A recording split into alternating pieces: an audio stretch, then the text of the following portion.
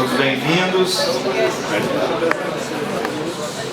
Vamos iniciar agora esse debate sobre fake news, notícias falsas.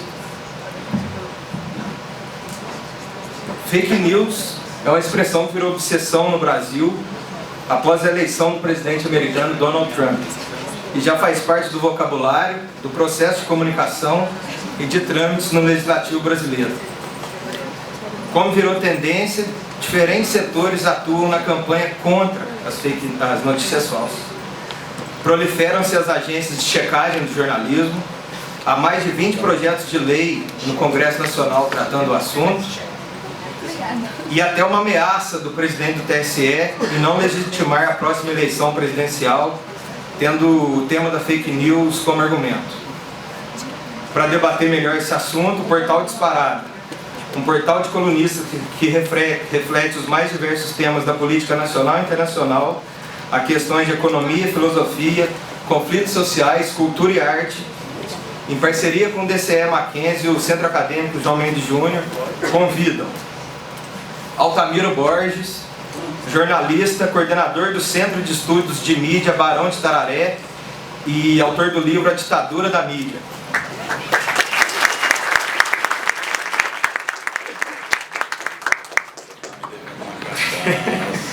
Ana Flávia Marques, jornalista, mestranda do Programa de Pós-Graduação de Ciências da Comunicação da ECA USP, pesquisadora do Centro de Pesquisa em Comunicação e Trabalho da ECA e diretora executiva do Sindicato de Jornalistas de São Paulo.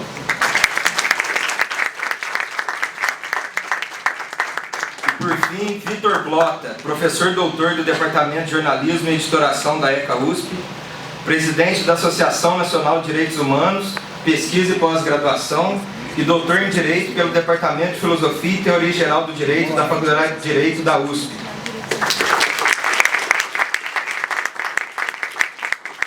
Pode ser aqui? Quadra melhor, para começar, eu vou passar a palavra ao Vitor. Quer um tempinho para ajustar o computador aí? Vamos embora.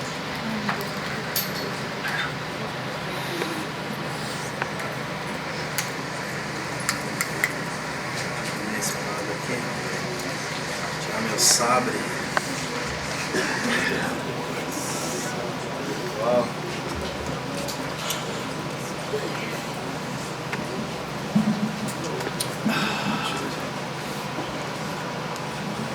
Vai ficar em pé, pessoal? Vocês acham? Agora o computador, não? Não, tá bom. Uma fake news. Vamos lá. Boa noite, todas e todos. Boa noite, pessoal. Queria agradecer imensamente o convite. Primeiramente, em nome da Ana Flávia, depois os colegas aqui, o Álvaro e também essa iniciativa interessantíssima aí de debater, né, e questionar esses produtos, né, que nós vemos agora como fake news, mas que, como vamos ver hoje, faz parte de toda essa dinâmica atual da comunicação. Então, queria começar trazendo algumas questões mais jurídicas para o debate, tentando fazer essa interface, né, entre direito e comunicação e trazer para vocês algumas iniciativas que já têm sido feitas, não só então no âmbito legislativo, mas também dentro das organizações internacionais sobre comunicação e direito.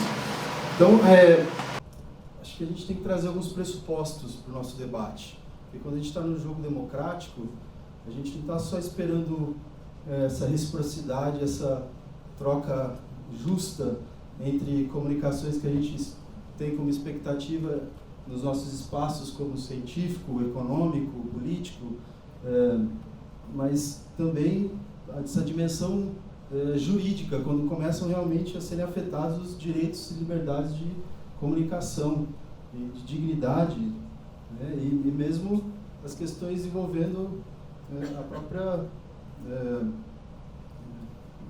diferença, né, entre os fatos, o que são os fatos, e realmente o que são os direitos, né, e as expectativas entre nós no debate público. Então, primeiro de tudo, um pressuposto é que, se a gente está no Estado de Direito, o judiciário, no grande limite, teria que ser a instituição final a possibilitar uma resolução sobre conflitos entre direitos de comunicação, liberdade de expressão.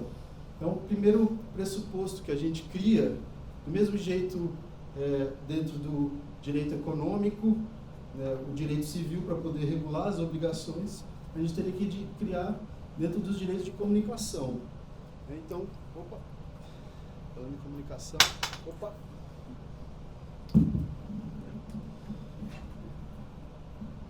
Então, aí um conflito de comunicação. E aí a gente tem que pensar, não só no judiciário, mas também na Constituição Federal, o estabelecimento das condições de liberdade de comunicação, desde aquelas liberdades ligadas à própria expressão da nossa personalidade, não pode ser violada no espaço público, quanto a própria regulação entre, por exemplo, liberdade de consciência e crença, liberdade religiosa, por aí vai. E aí a gente pode entrar tanto numa dimensão que acho que o Marco Civil da Internet trouxe como grande conquista, inclusive, do debate público mesmo, e alguns dizem também de processos democráticos na própria esfera pública, digital mesmo, né, com as consultas digitais, começaram por aí também, e de outros projetos que às vezes não deram certo, mesmo com essa força, né, das consultas públicas digitais, ainda que seletivas, né? E aí a gente pode pensar o quê? A gente não só olhar projetos na perspectiva da criminalização, e sim da regulamentação. Isso na esfera civil ao invés da esfera criminal. Isso pode parecer simples, mas a gente pode também pensar algumas perspectivas diferentes assim, quando vamos olhar então no direito penal ou mesmo no direito patrimonial, que é o que vai ser o resultado de uma sanção, se a gente regulamentar mais no direito civil. Então, se a gente pensar, né, na legislação que já existe, né, nesse outro pressuposto, já nos pressupostos que estão por trás, já regulariam civilmente os direitos de liberdade de expressão e regulação, temos, por exemplo, a lei de direitos de resposta. Foi criada, então, após o vácuo legislativo que resultou na decisão do Supremo para revogar a lei de imprensa. E aí, nesse sentido, estabeleceu alguns procedimentos dentro da esfera civil, e até civil, eu digo pré-judicial, e procedimentos também judiciais. Inclusive, interessantes para a gente pensar que já existem condições para a gente, de alguma medida, regulamentar ou ter, quem sabe, no caso de alguma violação, alguma indenização, alguma decisão judicial sobre esses conflitos, né? Então, se a gente olhar nessa perspectiva, então, meio dualista, que eu acho que a gente tem que tentar quebrar esse debate entre projetos só na esfera civil e projetos só na esfera criminal, a gente podia pensar, por exemplo, olha, a gente tem sugestões do quê?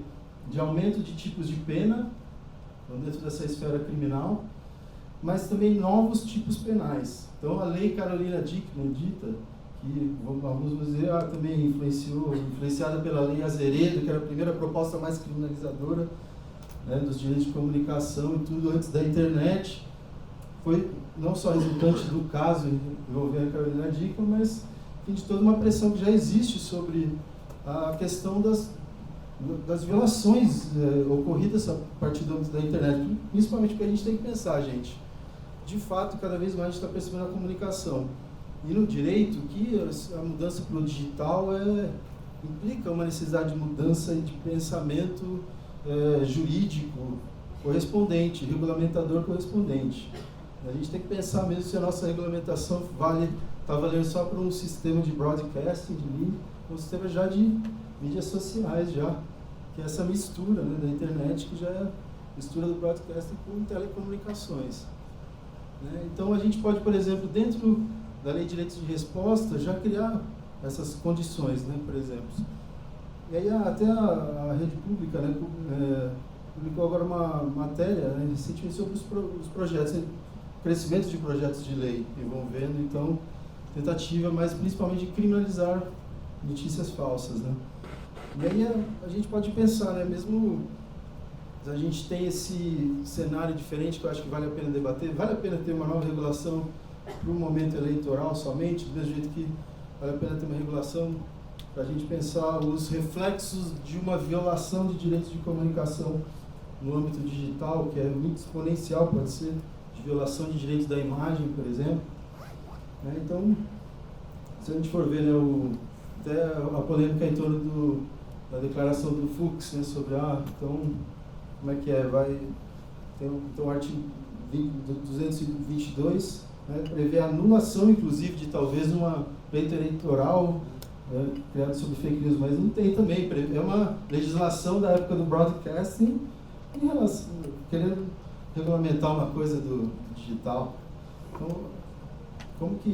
com certeza teria que ter todo um procedimento jurídico-judicial claro e, enfim, inclusivo, participativo e inclusive, regulatório, né, de como vai ser aplicado do que diretamente. Aí a gente vê essa disputa, então, entre também judiciário e legislativo nessa onda. Então, é aí onde que ficam, né, esses outros espaços também para a gente pensar, né?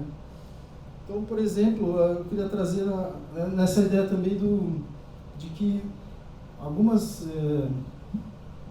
novas propostas de legislação estão já pensando em questões mais autorregulatórias, por exemplo, no próprio campo das próprias empresas, né? Se a gente pensar, então, a própria empresa criando mecanismos de resolução de conflitos justos e transparentes com os seus clientes, vamos dizer assim, e tendo outras formas de regulação, né, que eu acho fundamentais, como, por exemplo,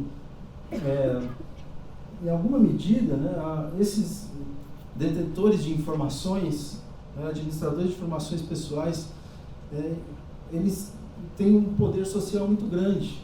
Então, nesse sentido, se justifica algum tipo de transparência maior em relação às suas políticas. Eles se usam não só em termos, talvez, de direitos do consumidor e acesso à informação, como todo consumidor tem, mas talvez no sentido até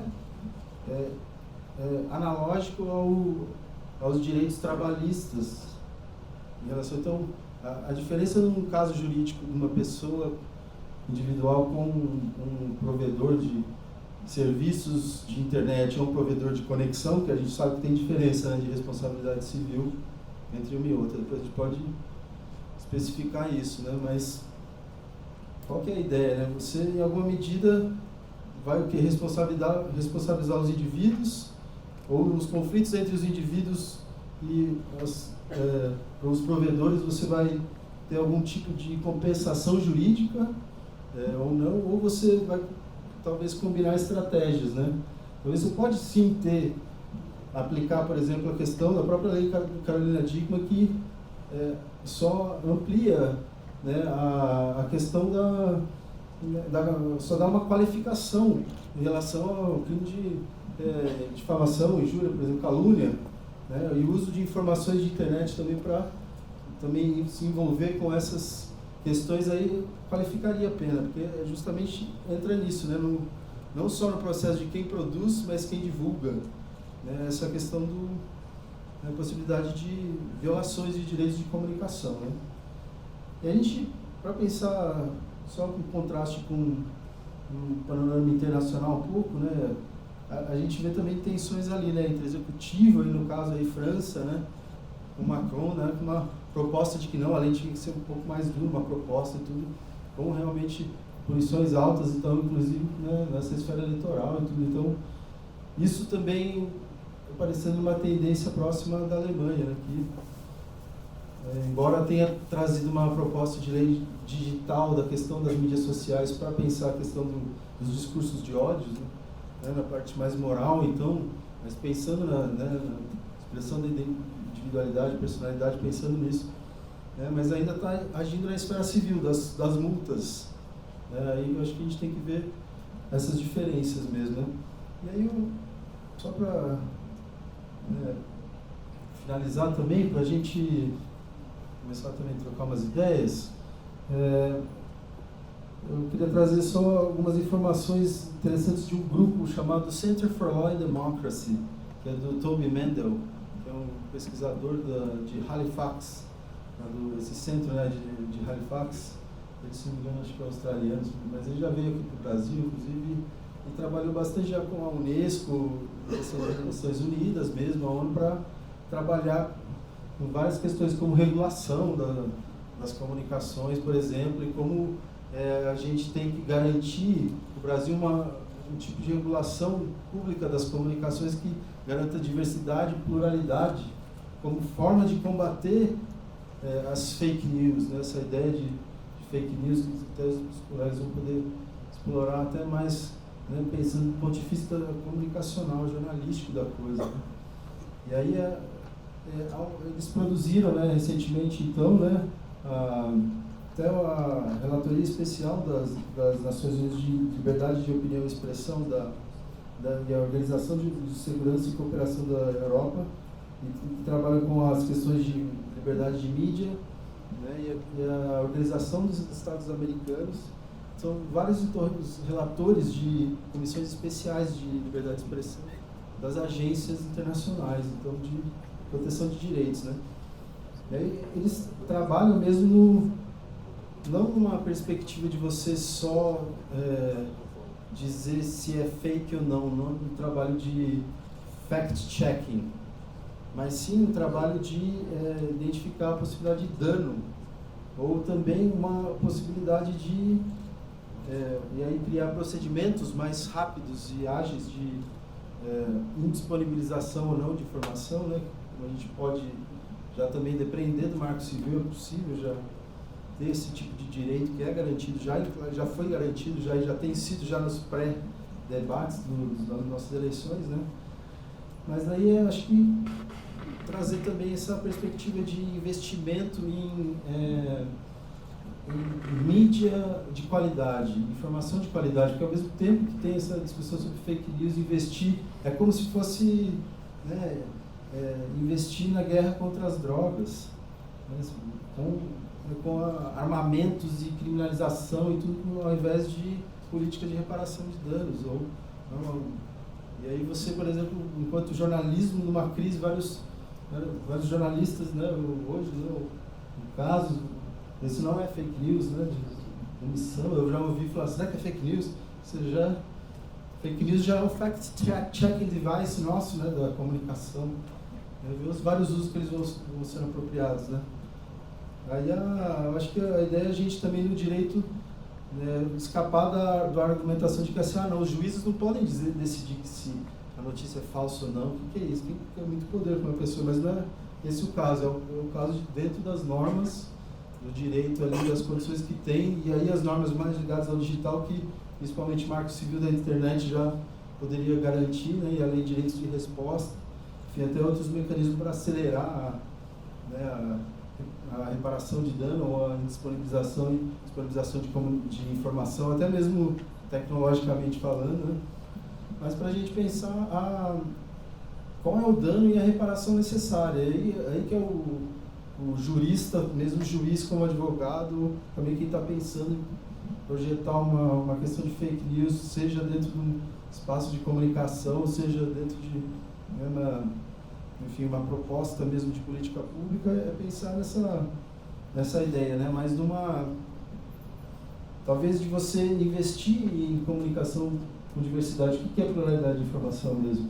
Uma política pública de diversidade de expressão e comunicação, e poderia já facilmente, né, no debate livre democrático, questionar uma ou outra ideia de como fake news ou não, né, e poder debater sobre os programas, o conteúdo que é, né, em que medida alguns discursos se entrelaçam para também escapar da ideia de fake news, né? Às vezes você tem uma produção cultural mais forte do que uma fake news, né? E aí são alguns princípios gerais só para a gente pensar, né, que esse centro de pesquisa, junto com todos esses relatores, trouxeram, né? A ideia, por exemplo, que, olha, não pode ter restrições à liberdade de expressão e comunicação, né? Nenhuma, não pode ter, né? Aquelas feitas por lei, né? E somente, né, o interesse tem que ter o interesse da lei internacional. Pode haver restrições à liberdade de expressão, contanto que elas têm que ser consistentes com os requerimentos notados no parágrafo 1º, para como proibir a advocacia de ódio, né, sobre fundamentos já protegidos, né, que seriam incitação à violência, discriminação ou hostilidade. Né, e aí já é toda uma perspectiva mesmo, né, de trazer o quê? Também essa ideia de você pensar, olha, você tem que ter proibições, sim, de disseminação de informação baseada em, né, ideias vagas ou, né, ambíguas, mas você vai chamar o quê? De false news ou não, informação não objetiva, né? Mas, enfim, a ideia é o quê? Permitir mais um ambiente de liberdade de informação, com regulação possível e promoção de novas visões, e não só empresas de fact-checking, mas espaços de produção jornalística relevantes, significativos, né? E aí eu acho que é o que essa declaração conjunta está permitindo também, né? E ele fala muito das possibilidades de autorregulação também, são os intermediários, né? São esses intermediários que poderiam restringir ou não conteúdo de terceiros. E aí a ideia, por exemplo, o fake news pode tirar conteúdos de determinadas páginas de políticos ou não, falando que é fake news ou não em relação a outras, a gente vai ter um filtro político aí ou não, como que é também, há transparência sobre como eles gerem essas informações. Então acho que a gente pode fazer analogia assim com o direito do trabalho, o direito do consumidor que protege, né, o indivíduo usuário em relação a esses contratos. Então o contrato é inválido até que se prove que realmente você tenha tido uma percepção e entendimento e proteção dos seus dados, das suas informações. Né? E aí acho que poderíamos pensar mesmo, né? E aí até jornalistas, né, e canais de comunicação poderiam trazer mais essa ideia, né, de buscar também padrões éticos de comunicação que podem combater isso. E poderia ter, por exemplo, todas as violações de direitos ligados a fake news, etc., poderiam ir para o fundo de investimento na diversidade de mídia, etc., etc. Sabe? E aí criar esse mecanismo, né? E aí enfim, também trazer outros stakeholders, eles falam, né? Incluir todos, né? Incluindo canais de mídia, né, da sociedade civil, da academia, tem que ser apoiados, né, por iniciativas participativas e transparentes, e criar um entendimento maior da desinformação e da propaganda sobre a democracia, sobre a liberdade de expressão, sobre o jornalismo e sobre o espaço público, né? E aí respostas apropriadas para o fenômeno. Então, você vê, é uma perspectiva muito menos de criminalizar e mais de falar, como que eu então garanto o direito de todos a um espaço de comunicação diverso e plural? Porque vocês sabem que não é a mesma coisa, né? Diversidade é realmente você conseguir misturar as diferentes vozes que estão participando do debate com igualdade, com a possibilidade das menores se tornarem maiores, etc., no caldeirão, né, de comunicação. Não diferente de pluralidade. Pluralidade sim, é uma coisa mais quantitativa, vamos dizer assim. Seria mais a possibilidade de você escolher entre alternativas, mas alternativas que estão apresentadas equanimemente para nós, nesse ambiente de comunicação. Né? Então, eu acho que é por aí que a gente tem que pensar. E aí eu ia perguntar o que os colegas acham também dessa ideia que a gente poderia, da mesma forma que a última regulamentação que os direitos autorais teve, que obrigou que agências como o ECAD tivessem espaços de transparência e publicação contínua dos usos, das informações, etc., dos repasses dos músicos, etc., e tudo, não podia ser feita regulamentação semelhante para as empresas de comunicação que prestam esse tipo de serviço, detêm e administram essas informações. Porque daí a gente teria, enfim, não só necessidade de você ter até empresas mais democráticas, mas também realmente mais transparentes, né? E pudessem publicar não só para os seus clientes, mas também para a sociedade civil os impactos da sua comunicação e tudo que, enfim, todos usam. Então, essa é uma proposta que eu tenho pensado. Por quê? Porque a área de direitos autorais é muito... A gente pode ser pensada logicamente com a área de liberdade de expressão, direitos de privacidade e direito à dignidade, enfim, a honra, a moral. Então, principalmente porque até a ideia, né, do direito à privacidade, né, na tradição nossa liberal, começou a ser pensada no final do século XIX, com uma analogia mais ou menos essa ao que um arquiduque não queria que fossem publicadas as suas cartas, tudo. E isso começou a ser pensado que não era só uma questão autoral dele, mas era parte da sua personalidade. Então, o direito à privacidade começou a ser pensado contra invasões de uma mídia que já estava forte, vindo pelas portas dos fundos das casas, etc, etc. Naquela época, assim, 1980, 1890, por exemplo. E aí, como pensar hoje, então, né? E essa ideia a gente poderia pensar, as empresas que regulamentam isso têm que ter políticas de transparência em relação às suas políticas de organização de dados, porque elas estão lidando com dados pessoais. Então, essa é outra regulamentação que vai chegar, que vai ajudar essa questão, né, em relação até à própria fake news, né, de proteção de dados pessoais. Então, é melhor a gente criar um corpo de regulamentações civis que se reforçam mutuamente e podem criar políticas públicas de diversidade de comunicação do que pensar só no direito como, não, o que o juiz tem que fazer ou não e tal, tem que criminalizar ou não tem que criminalizar. Tá bom? Mais ou menos isso que eu tenho para falar, mas vou curtir muito debater com vocês e espero ter acrescentado alguma coisa e ser um prazer aí continuar a conversa. Valeu, tchau, tchau. Pessoal, não avisei, mas ao final eu vou dar tempo para vocês perguntarem para os 3 palestrantes. E agora eu passo a palavra para Ana Flávia.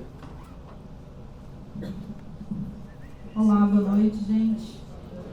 Animados para o debate? A gente vai apresentar aqui outras dimensões do debate que está sendo feito sobre fake news. E para mim é uma honra muito grande estar aqui nessa bancada com 2 professores que conhecem muito o tema. Dá para espremer mais eles, vocês podem espremer depois mais, que dá para sair muita coisa boa aqui, muitas sugestões acerca do tema sobre fake news. Eu acho que tem uma frase do Mark Jones, que é um historiador ligado à arte, que ele fala assim: cada sociedade, cada geração falsifica a coisa que mais cobiça. É claro que ele está falando sobre a arte, tem muita gente usando essa frase em papers hoje que se trata sobre fake news, mas a informação e a comunicação virou um fetiche para todos nós, né? A sociedade coloca o tempo todo que nós somos a sociedade da informação, que tem bastante dados, né? Que a comunicação ela ganha centralidades em todos os nossos projetos. Vocês vão fazer um projeto de TCC, vocês pensam como vocês vão comunicar isso, e, enfim, você imagina como que é isso, como se dá isso nas grandes corporações. E de fato, né, então a geração copia aquilo que ela mais cobiça. Então tem essa relevância, tem um fetiche em torno do que faz a comunicação, muito propiciado por essas grandes empresas, principalmente pelo duopólio da internet, que é o Google e o Facebook. Estou dizendo isso porque esse debate sobre fake news não é novo, né? Se vocês já participaram de outras mesas acerca desse tema, a primeira coisa que todo mundo chega falando não é um debate novo. Então, tivemos vários casos, no jornalismo a gente chama de barrigas, né? Tem vários casos fora do país, né? Tem um caso que aconteceu em 1906, que um jornal falsificou um atestado de uma crise natural e só para a seguradora dar o seguro para aquela população, aquela comunidade ali. Mas o fato é que as fake news, elas se sofisticaram com o desenvolvimento das tecnologias e das redes sociais.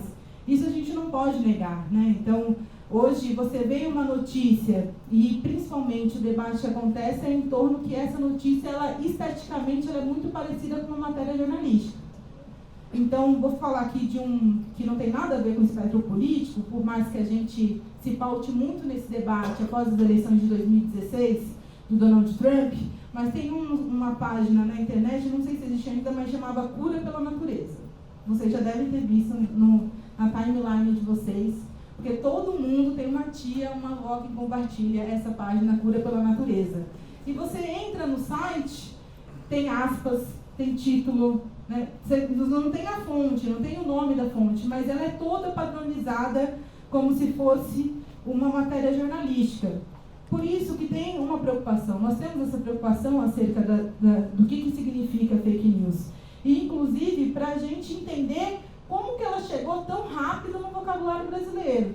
Porque hoje, minha mãe manda isso aqui, ela manda uma notícia no WhatsApp, falaram muito do Banco do Brasil. Tem várias notícias que correm pelo correntes do WhatsApp. E outro dia ela mandou um negócio sobre o Banco do Brasil, que ia roubar a poupança do Banco do Brasil de todo mundo. Aí ela mandou assim, isso é fake? Aí eu falei, minha mãe falando, usando essa expressão, isso é fake? Né? Ou seja, foi aí que eu percebi como ela já está plasmada na sociedade brasileira, sem a gente antes perceber o que ela significa. Né? Sem a gente antes perceber, e principalmente a academia perceber, o que ela significa no próprio contexto brasileiro. Estou dizendo isso porque muitas vezes a gente pega essa expressão, é um fenômeno mundial, é claro, mas a gente pega uma expressão e a gente adquire, a gente traz com os traços da nossa carteirinha, com os traços coloniais. Então, é como se tivesse dado aquele contexto da eleição do Donald Trump de 2016, a gente traz para cá da fake news como se tivesse dado. E é muito o contrário. E é o contrário. O que acontece é muito diferente do contexto de fake news no Brasil, do contexto norte-americano. Se vocês forem ver, as eleições, o Trump, ele citou isso no Twitter dele, essa expressão fake news, do final de 2016 a junho de 2017, 76 vezes. E as 76 vezes, a grande maioria, foi para atacar a mídia tradicional. Foi para falar da CNN, foi para falar de mídia, da Fox, foi para falar da mídia tradicional.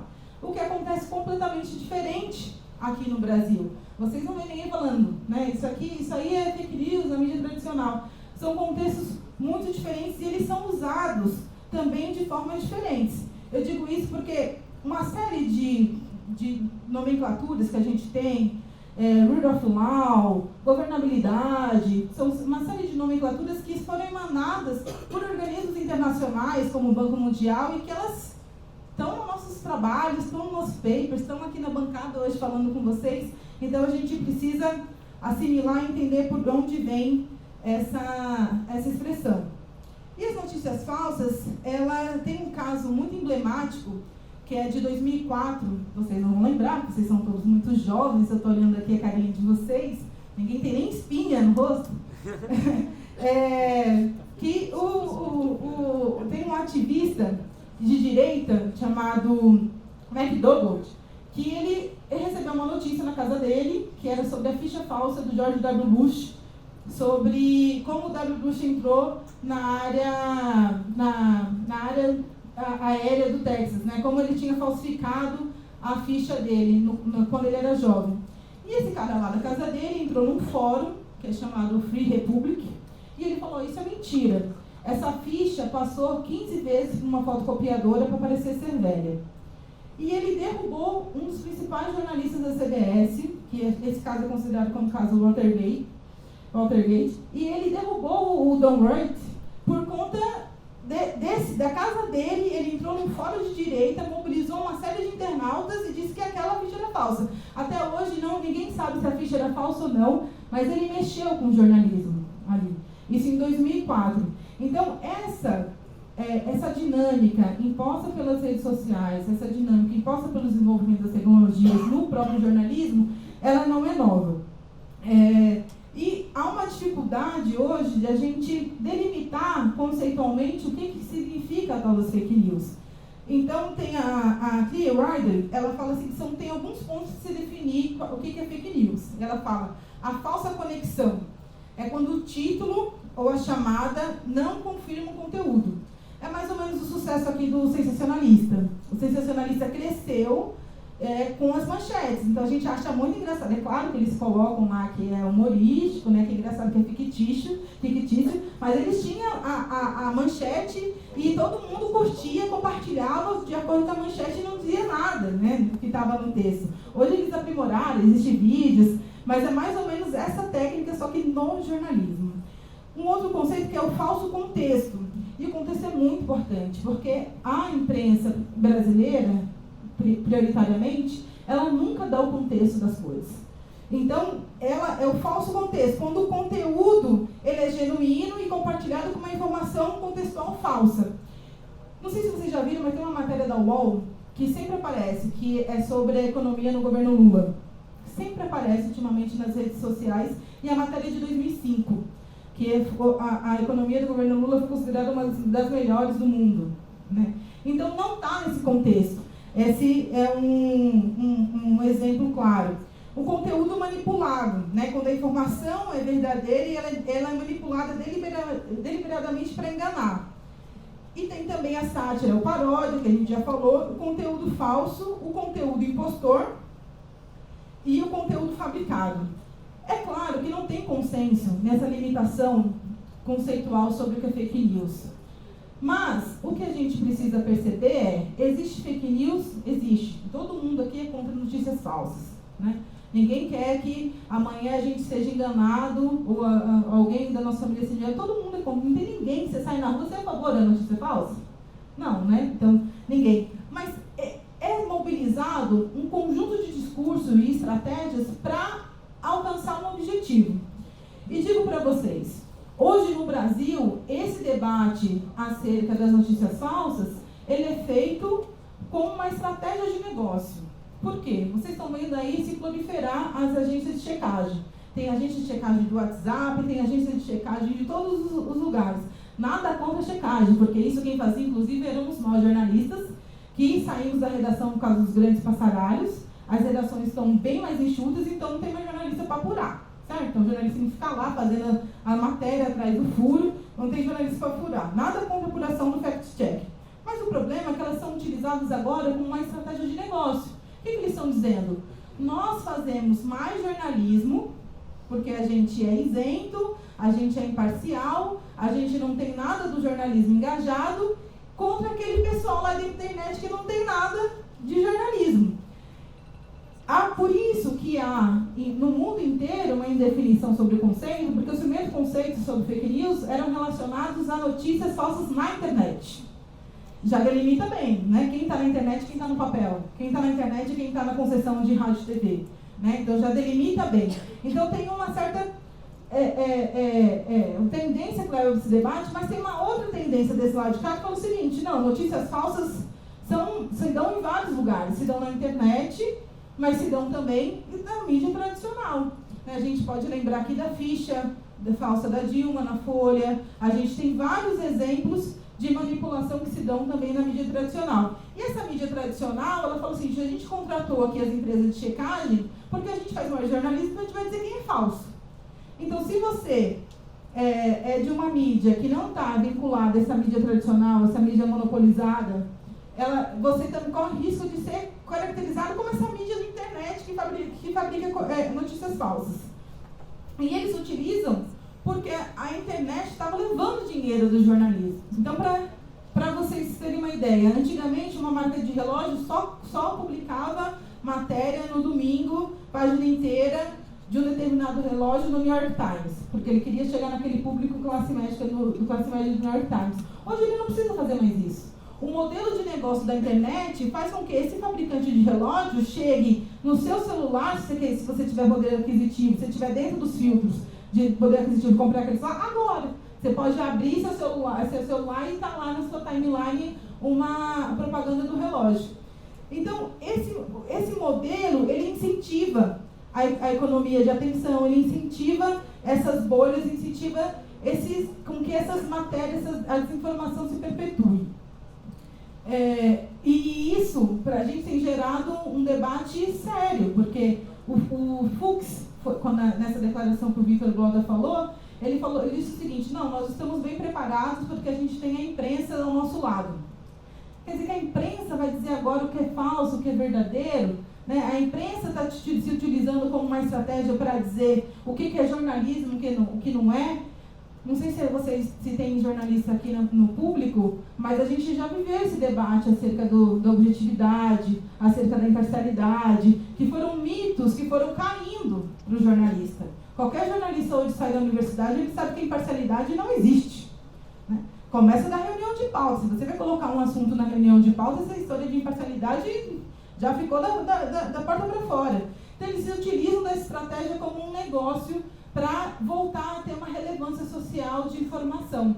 Para a gente é muito perigoso, porque é uma forma de censurar todos os projetos de lei, os 20 projetos de lei que estão tramitando, que foram propostos no Congresso, eles visam uma ação repressiva, uma ação de censura.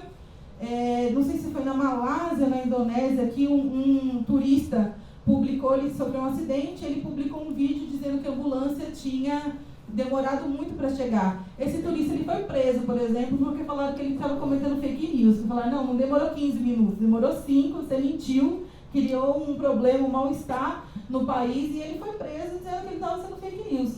Então a gente precisa ter muita atenção com o que está sendo utilizado esse discurso. O que mobiliza esse discurso? É claro que a gente não vai cair na lorosa de que esse pessoal então da mídia alternativa são favoráveis à notícia falsa. Não! Nós estamos dizendo assim, não, tem que checar, não tem essa de confiar na estética do jornalismo, não tem essa de confiar na aspas do jornalista. Tem aspas, é jornalismo, é um texto jornalístico. Não existe isso, né? Tem que checar, tem que ter mais fontes de informação, tem que ter mais pluralidade de opinião e também de informação. Isso no nosso cotidiano e isso para o jornalismo no geral. E então, eu concluo aqui dizendo para vocês que a gente vive um momento de uma baita crise institucional. Isso se acentuou em 2008, a partir de 2008, e a gente vive uma crise que o jornalismo está inserido nela. E eu podia citar para vocês Walter Lippmann, eu podia citar para vocês vários pensadores do jornalismo que falam sobre essa questão do jornalismo quanto antídoto para a sociedade poder pensar de forma mais arejada, para a sociedade poder pensar sobre os vários olhares. Mas a gente pode olhar para a nossa situação brasileira e ver que hoje a gente tem mais informações acerca do nosso país em notícias de jornais de fora, que estão fora, do que dos próprios jornais que estão dentro do nosso país. Então, quando a nossa democracia está doente, o jornalismo adoenta com ela, fica doente com ela, adoece com ela.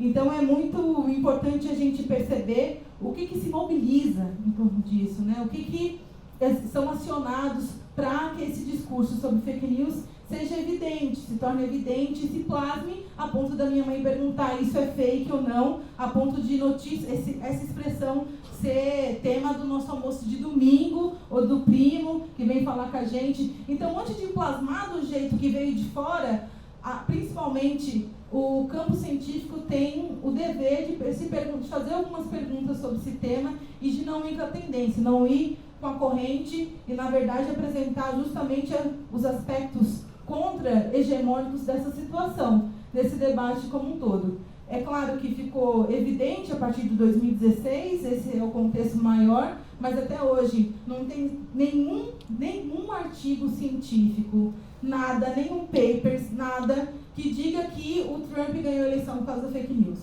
Nada, não existe, gente. Vocês podem procurar. Vocês podem procurar sobre a participação dos russos. Não existe. Para documentos sérios, a gente está falando de documentos sérios, né? Se vocês procurarem fontes sérias, vocês vão ver que não existem. Então, a gente adquiriu muito essa tendência do debate, mas a gente precisa olhar outros aspectos que circundam. E esse próprio debate foi estimulado pela Reuters, né? Então, a Reuters foi uma das primeiras agências que mais divulgou a expressão fake news, foi a que mais divulgou esse debate, foi a que mais espalhou, porque é uma agência. Então, essas dimensões todas a gente precisa estar muito atento.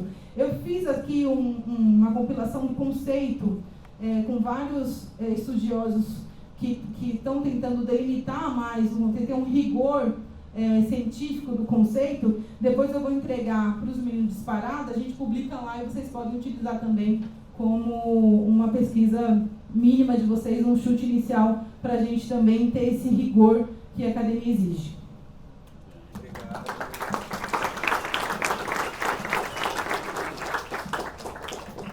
Passo a palavra para o Miro. Está frio, eu vou falar em pé, pode ser? Opa, dá teu show, Mira. Não, isso aí. Tá frio. caboclo está me devendo uma cachaça, eu pensei que Verdade. ia pagar hoje, não pagou, Eu danado. bebi. Você bebeu. Primeiro, agradecer o convite para estar aqui, parabenizar a iniciativa, né? E elogiar a galera que está querendo refletir sobre um tema tão importante, né? Eu acho que eu já boa parte da minha fala já está resolvida com as falas do Vitor e da Ana Flávia, né? O Vitor tratou muito aspecto jurídico, no que eu concordo, a Ana Flávia levantou o aspecto do jornalismo também, no que eu concordo. Então, só vou dar uns pitacos aqui, mas para provocar o debate. Esse tema é um tema muito polêmico, muito instigante, muito confuso, né? Eu acho que vocês, inclusive, acertaram no título, né? Ao invés de tacar o tal do fake news, notícias falsas, né? Notícias falsas, acertaram no título, né? Porque esse termo virou um termo da moda e ele acaba embalando muita gente. Fake news, às vezes nem sabe que porra é essa, mas vai falando, né? Sendo que é isso, se a gente trata como notícias falsas existem há muito tempo. Não precisou de internet, não precisou de redes sociais, de zap, não precisou de nada disso. Notícia falsa existe há muito tempo e a imprensa, não pela culpa do jornalista, mas das empresas, como elas têm interesses políticos e econômicos muito grandes e cada vez crescendo mais, as empresas sempre manipularam a informação. O professor Perseu Abramo, que é um caboclo que vale a pena ler, tem um livrinho pequenininho chamado Padrões de Manipulação da Comunicação, né? Vale a pena, na minha opinião devia ser inclusive obrigatória no currículo das escolas de jornalismo. O professor Perseu Abramo diz o seguinte: manipular não é só mentir, você mente também, mas manipular é realçar e omitir. O que me interessa, eu realço; o que não me interessa, eu escondo, eu abafo, né? Então, se me interessa um tipo de crítica à corrupção, eu faço. Se não me interessa atingir determinada pessoa, eu escondo até um helicóptero de cocaína. Sabem de quem eu estou falando, né? Eu escondo, eu abafo, né? Então eu realço e abafo. Por exemplo, luta social. Geralmente o que a imprensa faz? Ela abafa, ela esconde. É uma não notícia. Não saiu no Jornal Nacional, é uma não notícia. Não é isso? Então, se vocês fizerem um protesto, abafa. Agora, se esse protesto adquirir determinada dimensão e começar a preocupá-los, uma greve, uma passeata, eles realçam pela criminalização. Estão congestionando o trânsito na Consolação, como se não tivesse congestionamento de trânsito na Consolação. Mas você, criminaliza. Então você destaca por esse sentido. Então isso é manipulação, isso sempre existiu na imprensa, porque a imprensa é um poder.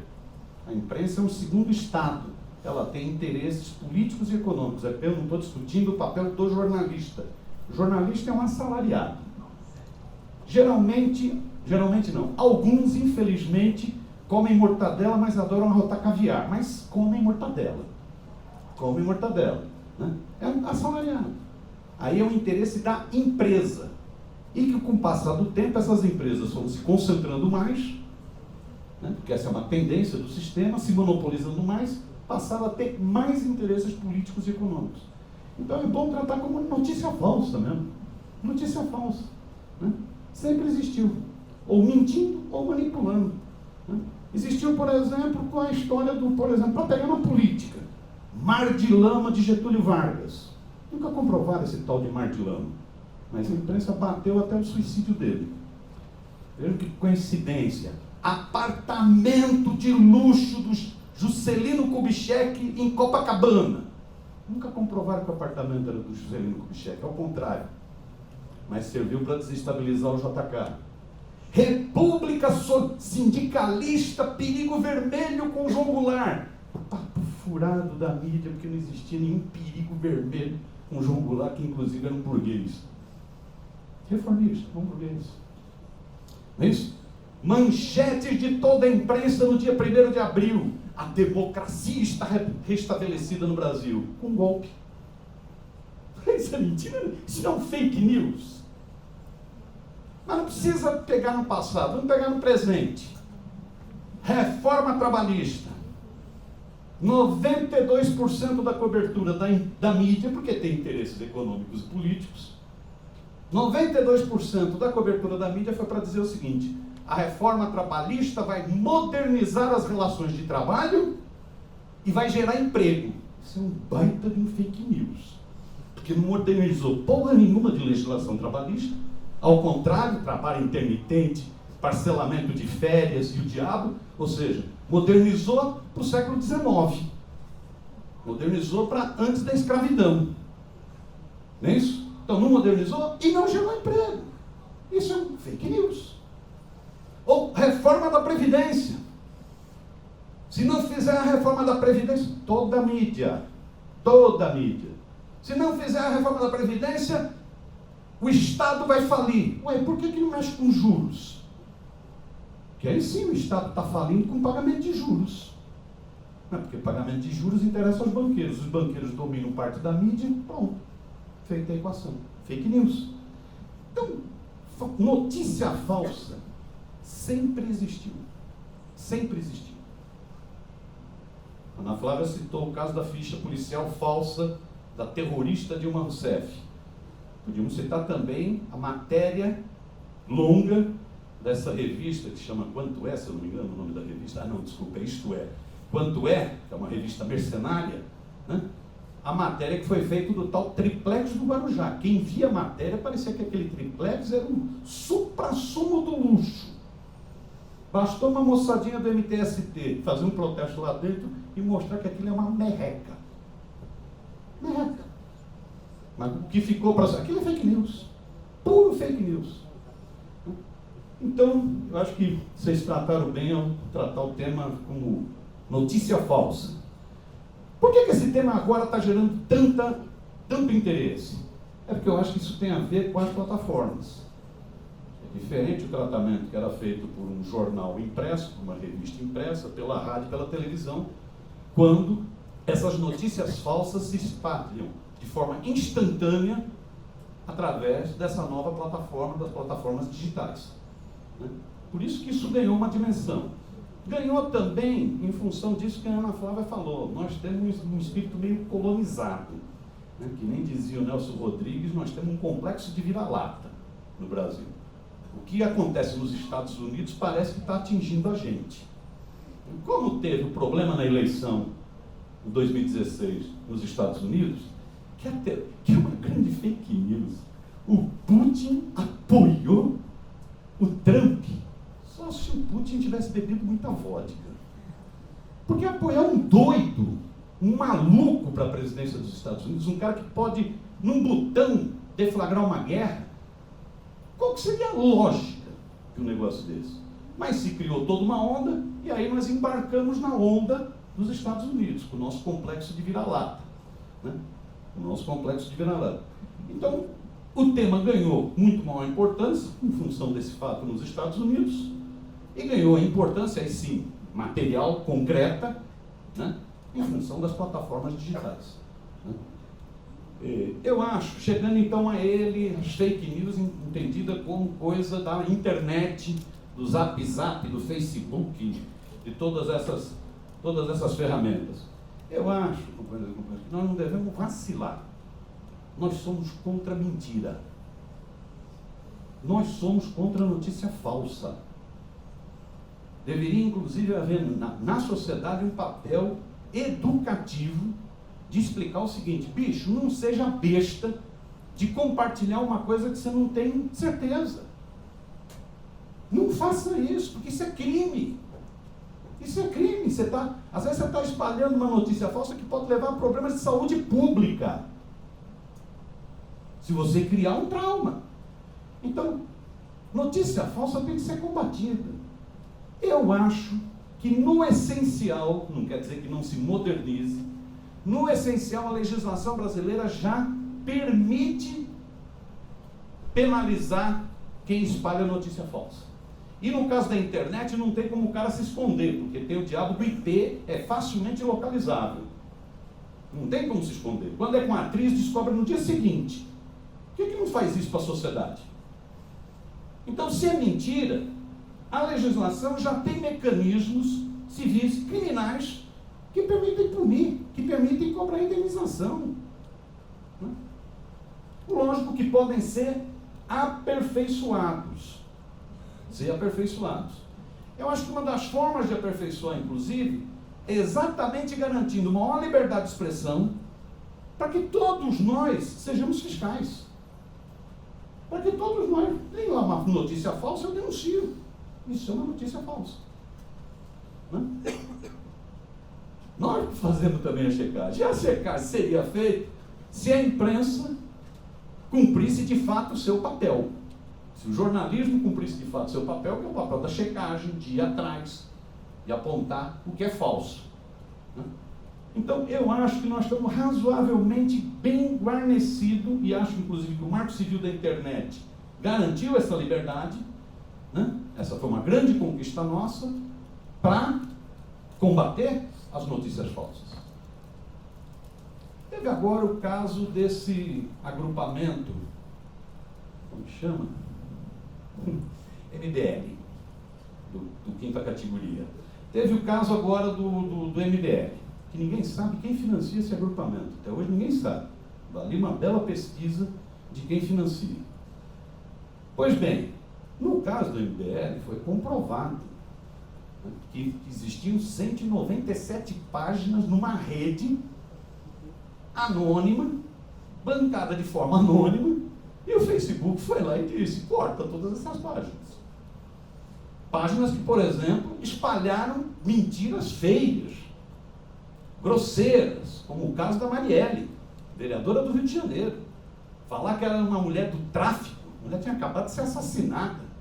Falar que era uma mulher que defendia bandido, a mulher tinha vários processos defendendo policiais no Rio de Janeiro, vários processos, várias ações na Câmara Municipal do Rio de Janeiro.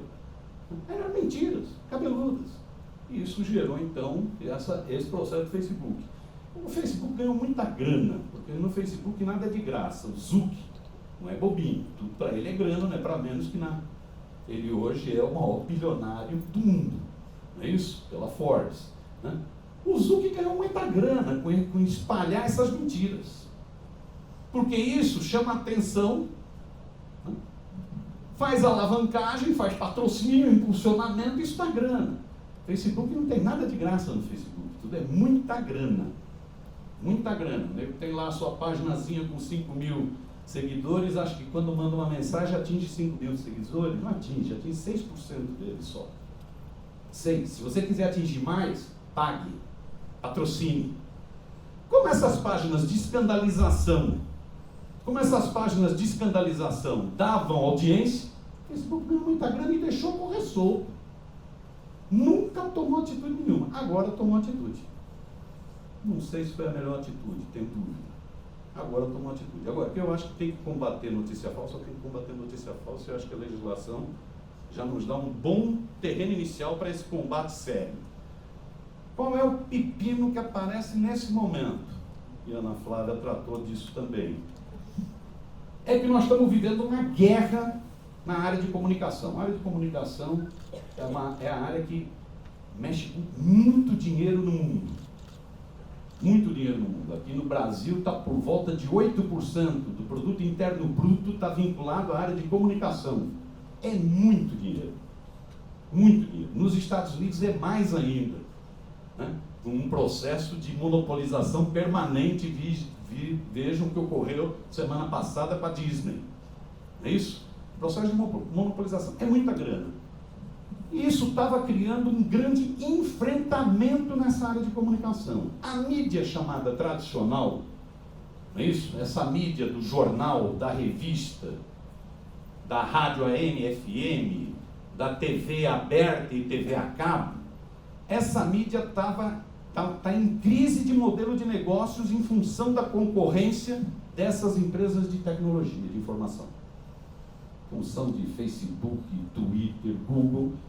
A mídia tradicional estava em crise. A Ana Flávia, que é diretora do Sindicato de Jornalistas, veio hoje para cá, tendo que administrar um pepinão no Sindicato de Jornalistas. A Abril está demitindo uma fake news. Na sexta-feira, a Abril disse que não ia demitir ninguém.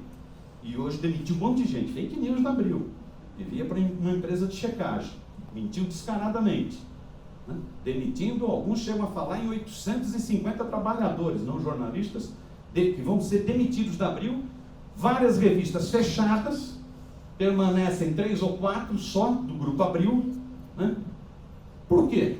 Porque essas empresas foram afetadas pela explosão da internet. A juventude não quer mais saber de ler papel. A juventude só está nisso aqui. Então as empresas foram afetadas no seu modelo de negócio. Elas entraram em crise. Os Estados Unidos já são 280 jornais fechados. Jornal de papel. No Brasil já tem um bocado de jornal fechado. Mesmo a televisão, que muita gente dizia o seguinte, não, a internet não vai atingir a televisão, já atingiu. Netflix já está ganhando de TV aberta e TV fechada em várias partes do mundo. Acabou de sair um relatório no Reino Unido. Netflix já superou TV aberta e TV fechada nos Estados Unidos. Não é isso? Essas plataformas, pela internet. Então, há uma crise do modelo de negócio. O que essas empresas de comunicação então fizeram? Num primeiro momento, elas passaram a bater nessas empresas de tecnologia de informação. Não é para menos que várias, inclusive, romperam contratos. A Folha de São Paulo rompeu o contrato com o Facebook. Rompeu o contrato com o Facebook. Porque era uma guerra. É uma guerra por interesses econômicos. E fazendo sempre a acusação, essa mídia tradicional, de que ela seria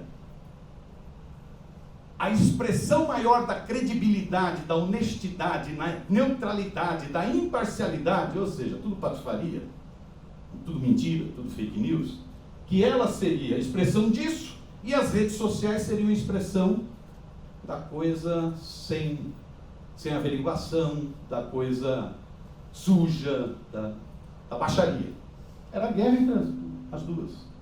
Era a guerra entre a mídia tradicional e as empresas de TI. Agora nós estamos fazendo alguns acordos da guerra aberta entre as duas. Lembrem-se que o Jornal Nacional era quase diariamente batendo em Facebook. O Facebook virou inimigo, eles tinham que desmoralizar o Facebook, porque é uma guerra econômica. Agora eles estão fazendo um certo acordo, que inclui essas chamadas agências de checagem. Fact-checking, assim que chama, o nome bonito da porra. Agência de checagem. Né? Eu tenho mania de falar em estadunidense. Né? Agência de checagem. Pois bem, qual é a jogada? A jogada é o seguinte: a mídia tradicional é que vai analisar o que é fato e o que é mentira. E a mídia tradicional, fazendo essa checagem, passa para o Facebook, passa para outras ferramentas que vão cortar a página.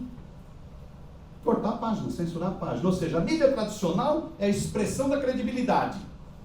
E ela passa para o Facebook para vetar a página. Vocês acompanharam um episódio recente, né, que foi o tal episódio do terço do Papa, para um presidiário em Curitiba.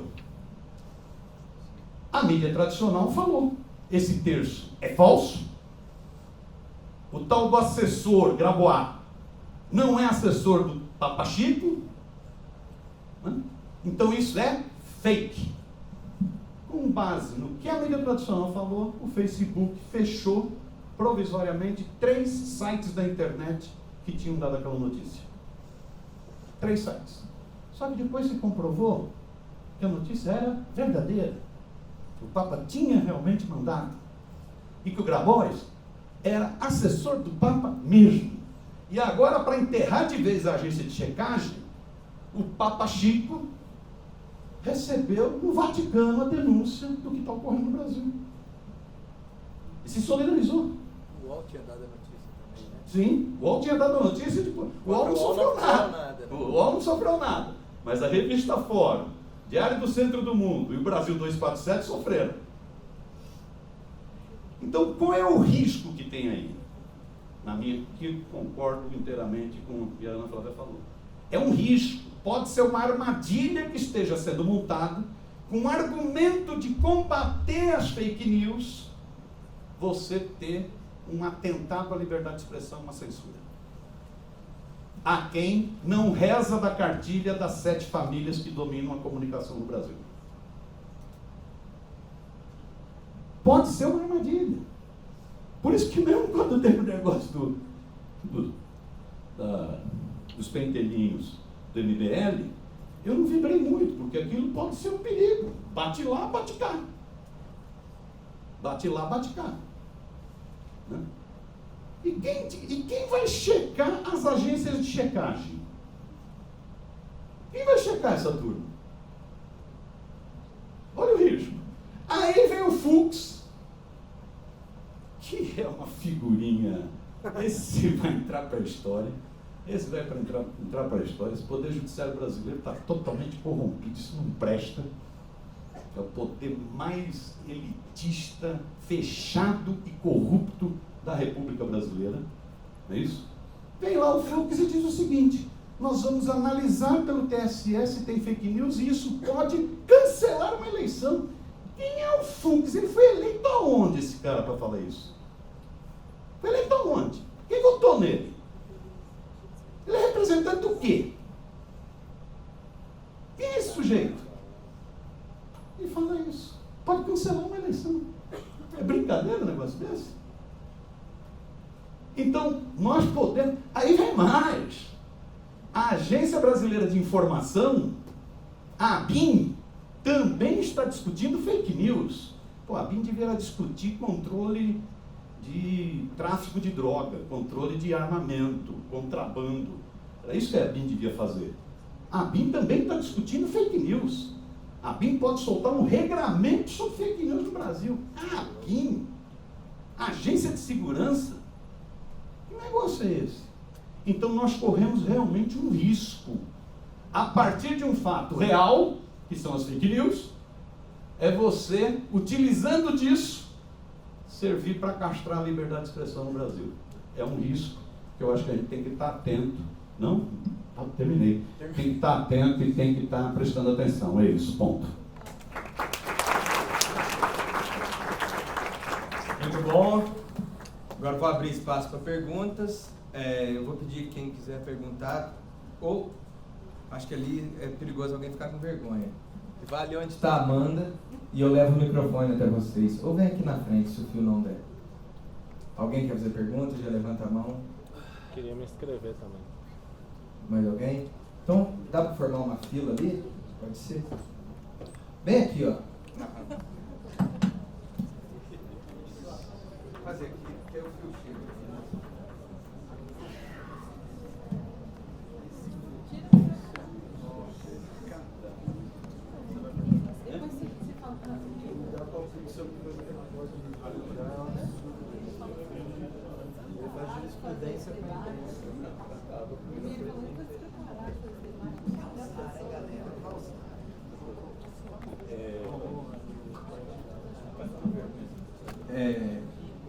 Primeira pergunta seria para quem?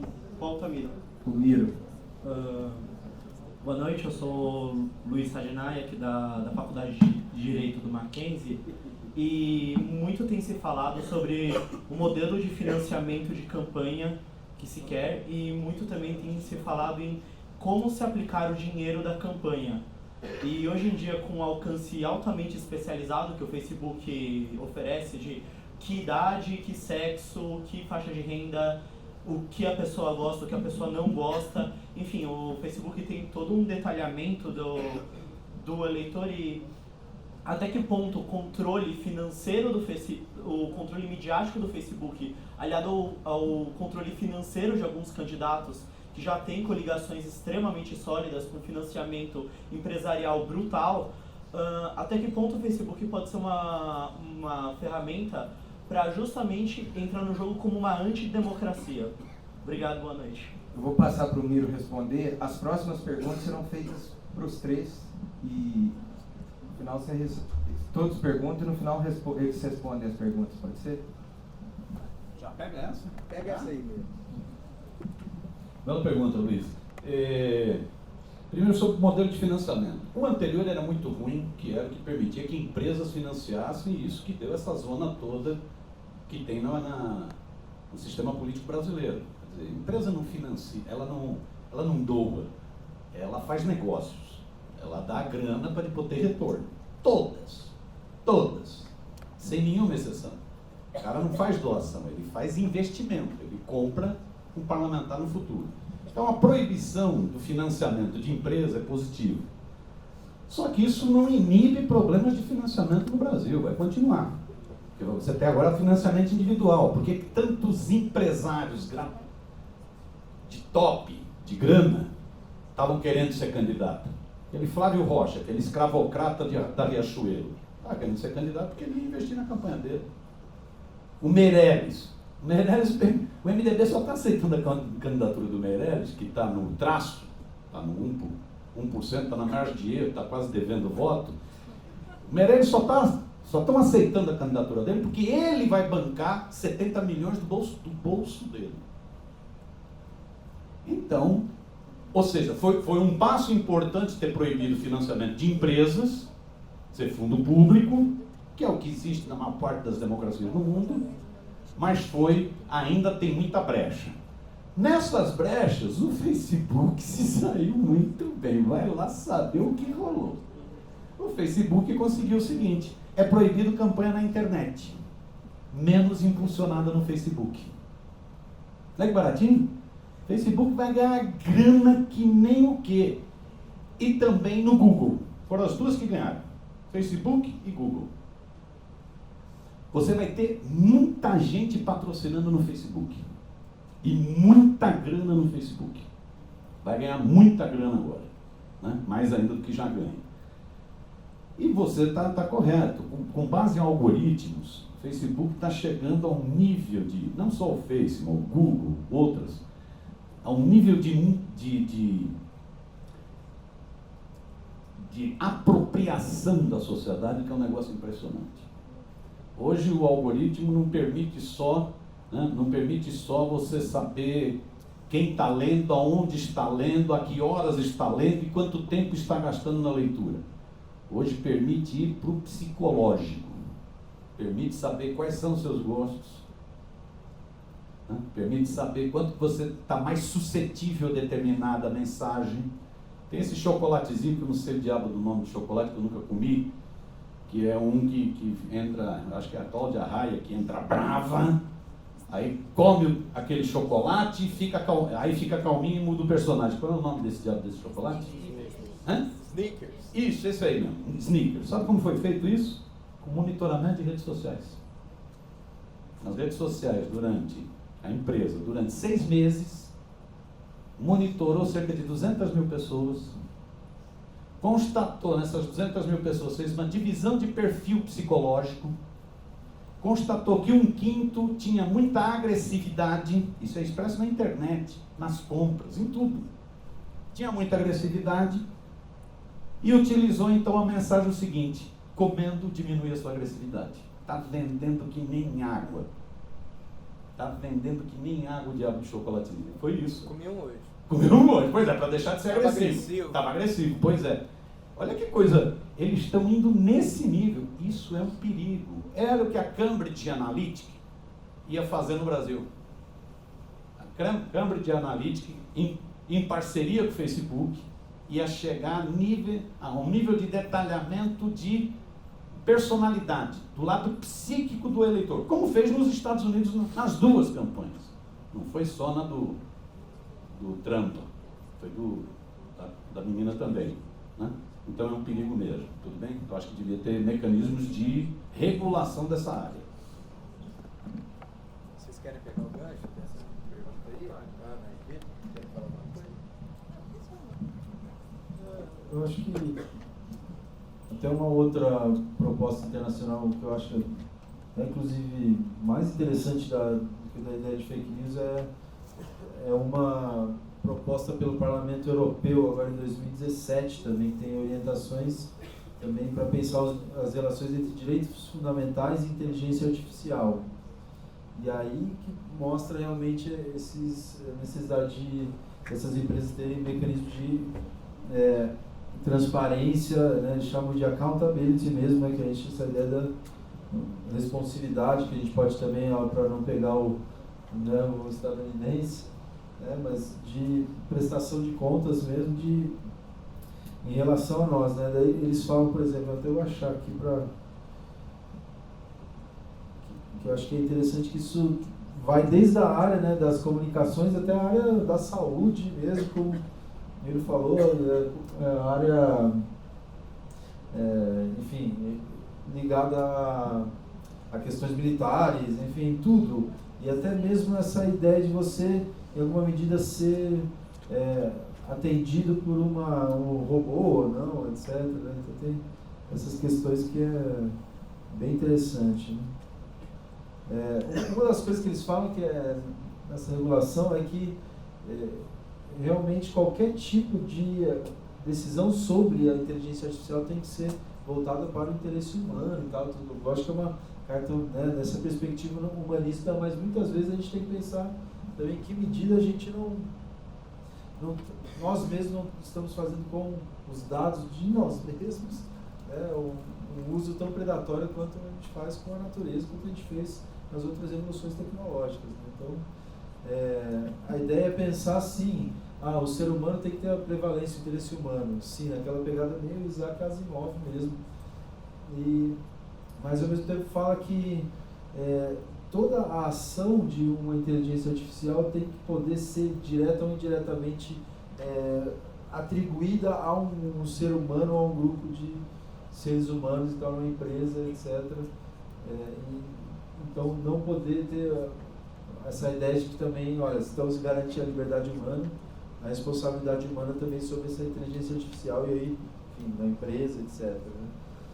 Então acho que a gente pode pensar aí em mecanismo de transparência quanto a essa gestão de informação, todas políticas para as pessoas entenderem e consentirem mais com o uso dos seus dados, né? E acho que ao mesmo tempo, né, a gente pode acrescentar mesmo nessa ideia também, olha, como esse último caso do Cambridge Analytica também teve parece que o jornalismo veio e deu um ganho, assim, um fôlego, né? Dá pra gente realmente pensar em formas de regulação mais para esse lado, né? Mas vamos circular e depois a gente continua debatendo mais perguntas. É só um dado, porque a gente precisa pensar que esse novo fetiche e o papel central da comunicação tem a questão seguinte: os nossos dados, eles são a grande moeda da vez. Então, em 95, o dono da Amazon descobriu que ele poderia rastrear. Quem tem Kindle aqui? Quem tem Kindle, quando a gente marca uma palavra no Kindle, ele sabe quanto tempo você demorou para marcar a palavra no Kindle, onde que você marcou, quanto tempo demora para ler o capítulo, ele já te diz ali que você está com tantos %, 14 minutos para ler, e ele percebeu que ele poderia começar a vender títulos correlatos, isso em 95. Então, na sua página da Amazon, só aparece livros que você lê. E é assim que eles fazem com outros sistemas, com a Google, né, com o Facebook, a gente tem uma timeline ultra personificada para os nossos dados, para o que a gente usa. Eles fazem, então, quanto tempo você demora para responder o seu amigo no Facebook? Quanto você curtiu? O que você compartilhou? Tudo isso, cada ação nossa na internet, o estudo diz que eles conseguem captar 2.500 coisas sobre nós, que nós não sabemos. Tem coisas que a gente nem sabe que eles estão captando e eles fazem essa captação. Isso porque esses dados viraram a grande moeda. Então, é por isso que a lógica do Facebook, que um vem de relacionamento entre pessoas, e a lógica do Google, que vem de busca de informação, eles estão captando isso. Então, vocês podem chegar, quem tem Gmail aqui, acho que a maioria da sala, né, todos nós temos Gmail, mas na configurações de privacidade, entre na configuração de privacidade que você vai ver foto que você tirou há 1 ano atrás, lugares, as marcações da foto e lugares que vocês foram, tudo, tem tudo lá. E tem coisa que a gente nem sabe. A primeira vez que mostraram isso, quando entraram nas profundezas da configuração de privacidade do Gmail, do Google, você vê coisas assim, onde você passou, que busca de lugar que você fez, isso está lá disponível para a gente perceber o quanto que nossos dados são valiosos. Então nós precisamos ter essa dimensão, que os dados é a grande moeda, é isso que eles vendem, né? A publicidade é vendida na internet através dos nossos dados. Né? Tem um livro muito bom chamado O Filtro Invisível, do Eli Pelizer, que foi o cara que elaborou a campanha de doação do Obama aquela primeira campanha de crowdfunding, que ele fala justamente como que foi, como que é esse tráfego tanto no Google como no Facebook e como que funcionam as grandes vendedoras desses dados. Porque nos Estados Unidos tem a Action, que é uma empresa, você vai lá, só tem dados manipulados, só tem nossos dados guardados, tem dados de uma parte do mundo inteiro. Então eles conseguiram achar um terrorista daquela corrida de Londres, ajudar o governo, eles conseguiram achar o terrorista em 2 horas. Onde ele tinha morado, onde ele morava, com quem ele se relacionava, tudo isso através da base de dados. Então, é importante vocês saberem que essa é a moeda principal e é por isso que esse ecossistema, ele estimula a disseminação de notícias falsas. É por isso que pega tanto e é o lado sofisticado agora das notícias falsas. Boa noite, eu sou a Thaís, eu sou do curso de Direito também. E eu queria perguntar como que se barra, tipo, a banalização do mal diante de fake news, né? Porque, como o Miro falou, temos uma vereadora assassinada no Rio de Janeiro e espalham mentiras sobre essa mulher e aí você vê pessoas defendendo a morte de uma pessoa, vê pessoas apoiando um candidato maluco, separando as mães dos filhos, aí tem notícias, porque essas mulheres também são imigrantes, não sei o que, e se esquecem. Estão separando uma criança de uma mãe, eu me vejo diante dessas coisas, eu fico um pouco preocupada, até porque eles têm todos os nossos dados. Então, por exemplo, para mim talvez não mandem isso, mas para uma pessoa que, pelas atividades nas redes sociais, seja mais propensa a ódio, talvez mande essas coisas, propague isso e acabe, enfim, banalizando o mal mesmo. E, sei lá, o papel da imprensa, por exemplo, no regime nazista, vocês sabem qual foi, então eu me vejo diante de uma coisa dessa e fico um pouco preocupada. Existe alguma coisa para amenizar, barrar isso? Só... isso. A próxima Obrigada. pergunta. Boa noite a todos. Meu nome é Valdir, eu sou estudante de Direito aqui na Mackenzie. E eu gostaria de fazer a pergunta, agora com as eleições, qual é o meio para checar as informações dos candidatos? Porque sabemos que a mídia muitas das vezes tem seu posicionamento político, como deu para ver o professor Miro, que mesmo deixou entender o seu posicionamento, falando do triplex do presidiário Lula e dizendo que quando o MST invadiu o triplex não era tudo isso. Isso também o senhor falou do MBL. Gostaria de saber como fazer esse filtro na mídia, saber em relação aos candidatos, o que é verdade, o que não é verdade, porque se a gente vê, por exemplo, abrir a Carta Capital, nunca vai falar bem do Bolsonaro. Se abrir uma carta, um jornalista de direita, nunca vai falar bem do Lula. Então, qual que é esse filtro para nós, estudantes e jovens que iremos votar agora nessas eleições? Qual que é o filtro para saber o que é verdade e o que não é verdade na imprensa? Próximo. Muito obrigado. Boa noite, meu nome é Gabriel.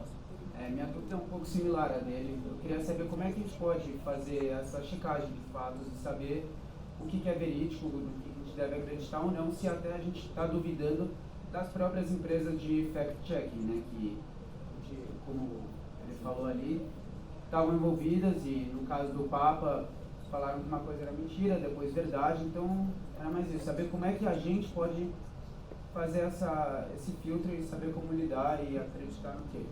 Obrigado. Segura aí, vou colocar ele se responder e ele passa para você. Aqui tem mais aqui o nosso amigo cinegrafista. Não. Não? Então pode fazer. Boa noite, gente. Queria saudar a mesa, o nome do Altamiro, da Flávia, agradecer ao CA e do ESEC de Disparada que estão organizando esse evento, porque os estudantes de Direito eu acho que tem muito a ver, né? A gente recentemente teve uma lei, que é a Lei de Dados, que foi aprovada. Eu não consegui pegar o começo do debate, não sei se a mesa falou um pouco sobre isso, mas queria que vocês pudessem explanar, né? Quais são as punições, o que muda a partir de agora, é um avanço, não é um retrocesso essa lei, porque ela influencia direto naquilo que a gente consome. Por exemplo, aqui em São Paulo, a nota fiscal paulista, o pessoal tem acesso a todos os nossos dados, né? A Secretaria da Fazenda de São Paulo tem acesso a todos os dados. Então, como que influencia isso? E o segundo é qual é o papel de nós universitários no combate à fake news, né? Às vezes a gente recebe aquela mensagem no WhatsApp e repassa. Até na eleição do CA a gente brincava, agora o Pablo Vittar foi longe demais e vai ganhar o CA. Então, tipo, isso virou meio que rotina, né? Aquela estética, né? Urgente, notícia quente, não sei o quê, com a estética própria da rede de fake news, né? E o segundo é que a grande imprensa hoje, a grande produtora de fake news, tem um canal de fake news para combater. Então você pega a Globo, está fazendo uma sabatina com os candidatos. Aí ela vai lá, mitos e verdades, o que é fake news e o que não é. Dentro da própria entrevista que ela fez, então ela fica dizendo, gente, a fake news ela é lorota, é mentira, é o que as pessoas contam desde que o mundo é mundo.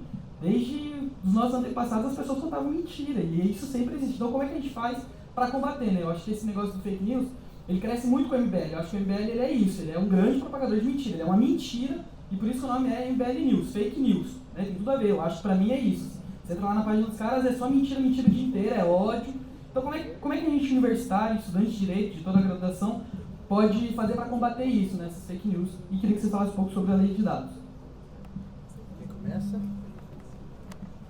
Bom, eu acho que a gente está antenado nas preocupações, né? A gente está todo mundo preocupado e o que a gente pode fazer para a gente não propagar, seja da mensagem que chega no celular, a gente não mandar, né? E agora isso, o WhatsApp está tentando uma forma que eles dizem que vai coibir isso, limitando as listas de transmissões do próprio WhatsApp.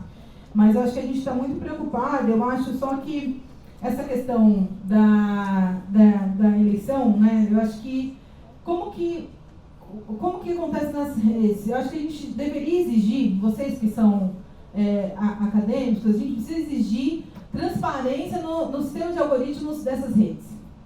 Não dá para ser sempre o argumento de que isso é um segredo de negócio, um segredo de mercado, então por isso que o Facebook não abre o algoritmo dele. Né? Então, só existem as bolhas porque eles organizam a venda de publicidade através das bolhas, não é o contrário. Né? Só existem as bolhas porque sem aquilo ali ele não consegue, sem os 2.500 dados de cada um, eles não conseguem organizar e vender para a gente o que está disponível para vender. Então, o Facebook é muito audacioso nesse sentido. Ele fez um projeto, quando ele estava perdendo a parada, ele fez um projeto que é nesse site, todo site que vocês vão, tem uma mãozinha lá de curtida, certo? Você entra no site disparado, vai estar lá, curta o Facebook, etc. Isso foi um projeto do próprio Facebook, chamado Em Todo Lugar, para ele conseguir mapear, mesmo você não estando dentro da própria rede dele, para ele conseguir mapear quem estava, onde você estava. Então ele sabe que você entrou no site disparado e você clicou curtir através do site do disparado. Que é o projeto dele, o Everywhere em todos os lugares, para eles conseguirem rastrear aonde que a gente estava quando estava fora dele. Porque dentro dele ele já sabia. Então, daí quando a gente clica numa matéria, curtiu, você compartilha direto pela mãozinha do Facebook, isso faz parte do próprio projeto do Facebook de saber aonde a gente está na rede, quanto tempo a gente fica na rede, quanto tempo você ficou naquele site e como que você se movimenta naquele site. Então a gente precisa pedir mais transparência, como o professor Vitor falou aqui, do ponto de vista até legislativo, a gente precisa amadurecer isso. A gente vai em vários debates, e a gente faz debates, o Miro faz debates há muito tempo sobre democratização da comunicação, o Vitor também. Eu faço desde 2009 esse debate sobre democratização da comunicação e sempre foi sobre a questão do monopólio da comunicação no Brasil, a questão das 7 famílias. Mas agora a gente tem um advento, que é essa questão da legislação das redes sociais, da internet.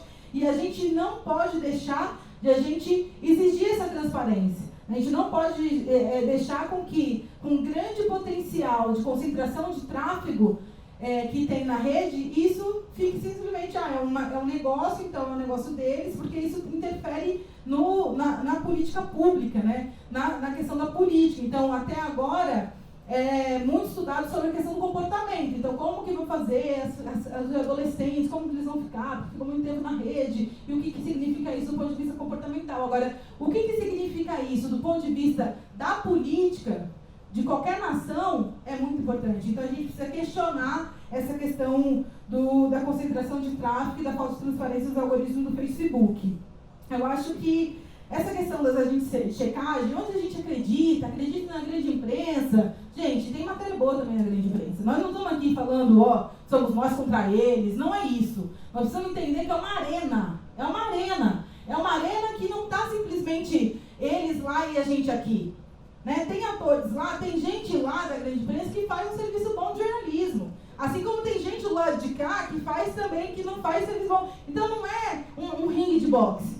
Né? Os atores, eles estão eles estão situados nessa arena, né? E eles agem de acordo com aquela situação.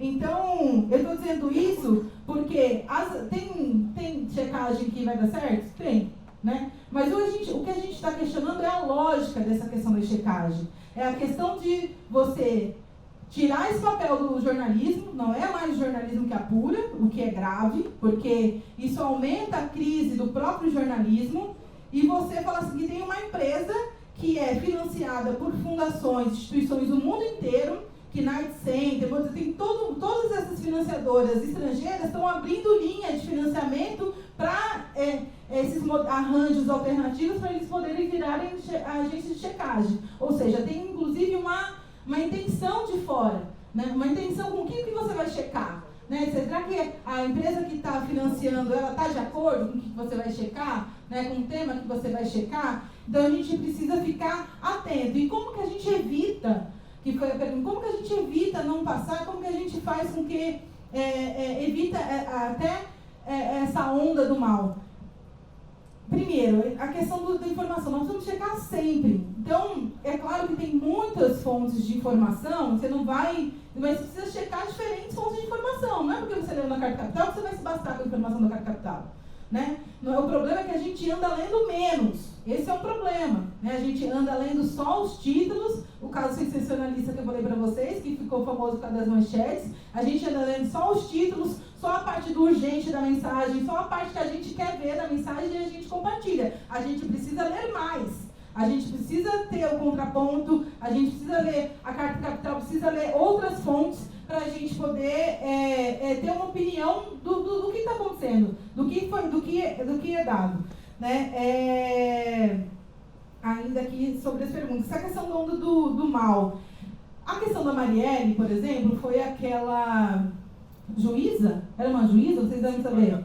Desembargadora, né? Desembargadora que foi no Facebook falar que a Marielle era do Comando Vermelho, que ela era mulher de bandido, né? Desembargadora fake. Desembargadora fake. E os sites que foram retirados do ar, eles inclusive falaram, não, a gente só pegou a ata da desembargadora. O que eu quero dizer com isso? Não é algo que nasce na rede. Ele está dado, e está dado porque com mais conservadorismo é muito mais fácil ter políticas de austeridade, por exemplo. Então, com cada um defendendo o seu individualismo, defendendo o ultraconservadorismo, é muito mais fácil de propagar uma das ideias, é muito mais fácil de vir alguém amanhã e dizer o seguinte, não, eu vou defender que, o Vladimir Herzog foi morto? Não sei, não estava lá, como foi a resposta do Jair Bolsonaro, por exemplo, numa das entrevistas. Não sei, não estava lá. Né? Então, esse tipo de coisa é um mecanismo para aumentar o conservadorismo da sociedade, porque só assim as pessoas vão defender políticas de austeridade. Então, com maior conservadorismo, para quem tem Bolsa Família, para quem tem ProUni, para quem tem Bolsa na universidade, a universidade tem que ser tudo paga mesmo, começa pela pós-graduação, paga na USP, o pessoal lá tudo tem dinheiro para pagar. Né? Então, com esse tipo de proposta, ele só cola se tiver um grande grau de conservadorismo na sociedade. Ele não vai colar se a gente tiver, olha gente, né, vamos lá, todo mundo juntos. Então, é um objetivo político também de estimular o mal. Né? É um objetivo político, porque com isso você vai querer resolver o seu. Você não vai querer resolver do seu amigo, olhar para o seu amigo do lado e ver o que ele tem, se está precisando de ajuda, não está. Você vai querer resolver o seu, estimula o individualismo. Então, acho que a gente precisa pensar. E a desembargadora mostra que não estava na rede, ela foi para a rede e alastrou, porque na rede alastra mesmo. Né? A rede, as notícias que pregam mal, que pregam para detonar o outro candidato, vocês vão ver que nessa eleição, o que vai ter de ódio, o que vai ter de ataque, né? Não tem precedentes na história. Então, acho que a gente precisa se ligar nisso, nessa questão da banalização do mal e ir atrás de fonte, gente. Vocês têm tempo, vocês se concentrar no computador, olhar mais fontes, vocês têm conhecimento para ir buscar fontes de fora, né, consultar papers de fora. Então, tudo isso é muito importante para que a gente não entre nesse jogo e não vamos cair num negócio que somos nós contra eles. É uma arena de lutas. É uma arena de lutas e que você hoje está posicionado aí, mas amanhã você pode estar posicionado aqui desse lado sobre outras circunstâncias, sobre outro tema no debate de comunicação, por exemplo. Nós precisamos pensar nisso, porque tira essa polarização que existe entre a gente. Não é isso, e a gente tem um objetivo comum, que é desenvolver o jornalismo como um instrumento para a sociedade contemporânea. Ele é muito importante para a democracia, mas como a democracia está embaixo em todos os países, o jornalismo acaba ficando embaixo, e o resultado é esse que a gente está debatendo aqui.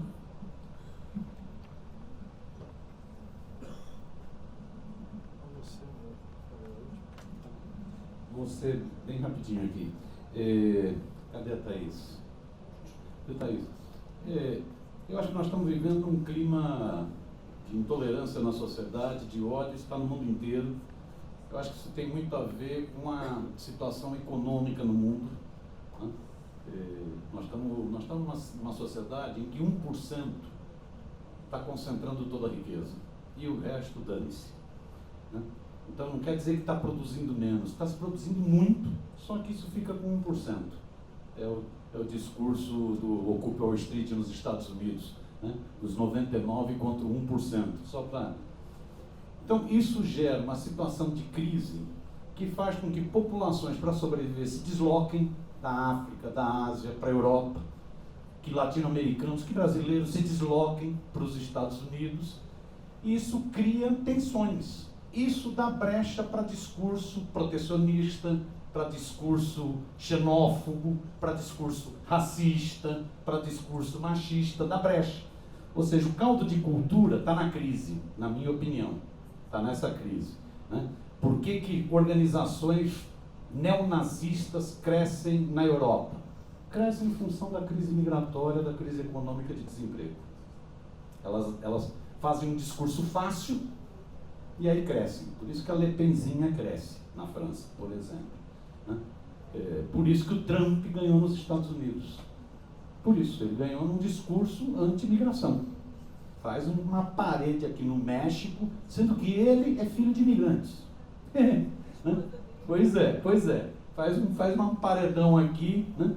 E põe para matar, põe criancinha presa. Não tem problema nenhum. Ele ganha voto por causa disso. Porque a sociedade está tão polarizada em função da crise que isso dá brecha. Eu acho que esse é o fator principal, é a crise econômica, que tem a ver com a concentração de riqueza na mão de tão poucos. Um outro fator que eu acho que pesa também é o papel da mídia. É o papel da mídia. Né? Volto a falar, não estou discutindo jornalista, estou discutindo as empresas de comunicação. O papel da mídia. O que a mídia faz? Ela criou todo um discurso de criminalização da política. Discurso que pega. Dizer o seguinte, não, corrupção só existe no Brasil. Muita gente acredita nisso. Corrupção começou agora. Muita gente acredita nisso. Corrupção é de empresa pública. Muita gente acredita nisso. E tudo isso é balela. Tudo isso é mentira. Corrupção começou, se quiser brincar, corrupção começou quando um tal de Judas, por uns vinténs, traiu Jesus. Aquilo era propina. Vintém é propina. Propina, está ali lá, já corrupção. Corrupção já existia. Corrupção não é um fenômeno brasileiro. Corrupção é um fenômeno mundial. Que você tem que ter mecanismos de transparência e controle e ter mecanismos judiciais sérios, sem atentar contra o Estado de Direito. Mecanismos de investigar, condenar, punir. Você tem na Constituição brasileira e na maioria das constituições do mundo, você tem presunção de inocência. A pessoa é inocente até que se prove o contrário. Infelizmente, nós estamos tendo uma alteração disso. Nós temos presunção de culpa hoje. Você é culpado e você que trata de provar que você é inocente. Né? E se não provar, se suicida, como lá o reitor da Federal do Espírito Santo. Então, corrupção existe no mundo inteiro. Netanyahu, de Israel, está sendo acusado de corrupção. Sarkozy, na França, está sendo acusado de corrupção. Isso está no mundo inteiro. Sabe onde tem corrupção? No Banco do Vaticano. A direção do Banco do Vaticano foi toda exonerada. Então, corrupção tem esses mecanismos de controle. Mas muita gente acha que a corrupção começou agora e no Brasil. E muita gente acha que corrupção é um problema do setor privado, do setor público. Mesmo a corrupção no setor público é para servir a interesses do setor privado. O setor privado compra para obter determinadas vantagens. E mesmo quando não compra, ele faz corrupção das mais variadas formas. Quer ver só? Muita gente talvez tenha comprado um Audi da Volks, ou um Volks. A Volks fraudou 9 milhões de carros com um mecanismo antipoluente. Isso é corrupção ou não é corrupção? O doutor Bumbum é corrupção ou não é corrupção? Corrupção. Então, a mídia criou um tal discurso de criminalização da política que leva ao ódio. Sendo que a criminalização na política, na história, demonstra que a criminalização da política conduz ao fascismo. Se não for pela política, não tem saída. Não tem saída. Né? Então, essa é a minha opinião. Mesmo a questão da violência tem muito a ver com o papel da mídia. Por exemplo, a televisão brasileira, em vários países do mundo, é proibido o que ocorre no Brasil. Em vários países do mundo, você não pode ter um Datena. Você não pode ter um Resende. Não pode. E isso eu estou falando dos melhorzinhos. Vai para a televisão regional, no Brasil inteiro, para ver que sai sangue da televisão. E isso cria um clima de ódio na sociedade. Natural, porque a sociedade fala, eu estou desprotegido, então qual é a forma? Mata! Por isso que a bancada da bala triplicou. Tudo bem? Eu acho que então tem a ver com crise, tem a ver com o papel da mídia. E aí pegar a questão que o Valdir e o Gabriel, cadê o Valdir? Cadê o Gabriel? O Gabriel está aqui. Hã? Valdir, cadê o Gabriel? Está ali. Eu acho que, sabe qual é o filtro? O filtro é espírito crítico. Espírito crítico. Não acreditem no que eu falo aqui. Não acreditem. Eu tenho opinião. Eu tenho opinião. Tem que ter filtro para tudo. Para tudo. Tem que ter espírito crítico. É evidente que eu tenho opinião. Como vocês, na pergunta, já manifestaram opinião também. Eu percebi a opinião dos dois. É óbvio, né? Eu percebi. Não existe, seja na resposta, seja na pergunta, a opinião está embutida. Está embutido. Aquele que fica tentando passar, não, eu sou neutro, eu sou imparcial, não acreditem que isso é balela. Eu não sou neutro. Eu não sou imparcial, eu tenho opinião. Você pode me convencer do contrário, mas eu tenho opinião. Então tem que fazer triagem mesmo. O que eu falei aqui, analise, trie. Isso aqui serve, isso aqui é mentira, isso aqui é besteira, isso aqui é manipulação, triem e façam. Agora, eu sugiro que façam isso com tudo. Eu sugiro que façam isso quando leem uma Veja. Eu sugiro que façam isso quando assistirem um Jornal Nacional. Espírito crítico. Espírito crítico, está vigilante. E isso significa politização. Significa que é preciso ler mais, discutir mais, trocar mais ideia, ser mais tolerante, para ouvir. E isso vai permitir espírito crítico. E aí você se posiciona, isso é a triagem. Não acreditem no que eu falei. Tudo bem? Ponto. Obrigadão, parabéns aí para vocês, até a próxima.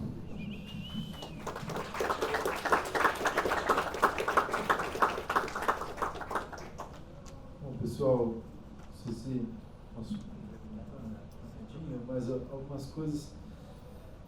Acho que sobre banalização do mal, acho que apareceu bastante ideias, apareceram bastante questões também para explicar, né, mas como combater isso. Também a questão das eleições, meios para checar as informações dos candidatos, né? Ela falou bastante sobre a diversidade das fontes, buscar isso também individualmente, sabendo que existe uma pressão estrutural para a gente receber isso, e deve acontecer durante as eleições. Eu acho que também tem uma coisa do tempo. Eu sei que a instantaneidade do tempo também é outro fenômeno estrutural, a instantaneidade da notícia e da proliferação dessas notícias, essas informações falsas ou não, que realmente algo se torna fake news quando vira a notícia que é fake news, que tem uma instantaneidade. Mas, além então da gente pensar, né, nesse espírito crítico, a gente tem que pensar também, enfim, quais são os mecanismos jurídicos também que a gente tem, né? A lei de direitos de resposta, por exemplo, ela não tem um direito de resposta coletivo. O pedido do direito de resposta tem que ser feito individualmente. Então, isso eu acho que é um impedimento da possibilidade de você combater fake news em nome de alguém, apesar de que, ou seja, coletividades, enfim, sociais, etc., apesar de que o Ministério Público Federal, nesses casos, por exemplo, em que há uma flagrante violação não só dos direitos daquela pessoa, né, como a própria Marielle, né, no caso dos fake news, já tinham acabado de assassiná-la, né, e ao mesmo tempo eles já assassinaram sua imagem, sua história, né, e aí qual que é a resposta? É possível sim, é possível ter contra os propagadores, divulgadores, criadores, e também acho que todo o respaldo, né, a partir dessa gravidade e capacidade de irradiação das informações, né, serem responsabilizados sim como o dano moral coletivo. E aí dá para a gente pensar, que é o que houve, por exemplo, com casos como da cobertura da interferência da Sônia Abrão no caso da Eloá, por exemplo, enfim, da Scheherazade também, então... da Scheherazade, boa essa. Nossa, o que mais? Então, a gente pode ver esses mecanismos. E a lei de proteção de dados, que o colega questionou também, não sei se ele está aqui ainda, mas é bem interessante porque é mais um desses marcos que realmente, se nosso Conde Drácula, já que já estamos na paródia, não vetar, né? Mas será um grande avanço sim. E aí tem mecanismo de responsabilização do que eles chamam de agentes de proteção de dados. É muito interessante como distingue agentes de proteção de dados de, por exemplo, iniciativas individuais, não econômicas, ou mesmo atividades artísticas, jornalísticas, tudo que usam de dados pessoais. Você já tenta tirar dessa esfera da censura e trabalha sim sobre uma responsabilidade de provedores privados ou públicos terem uma transparência sobre a gestão das informações e poderem sim serem responsabilizados desde suspensão temporária administrativamente, né?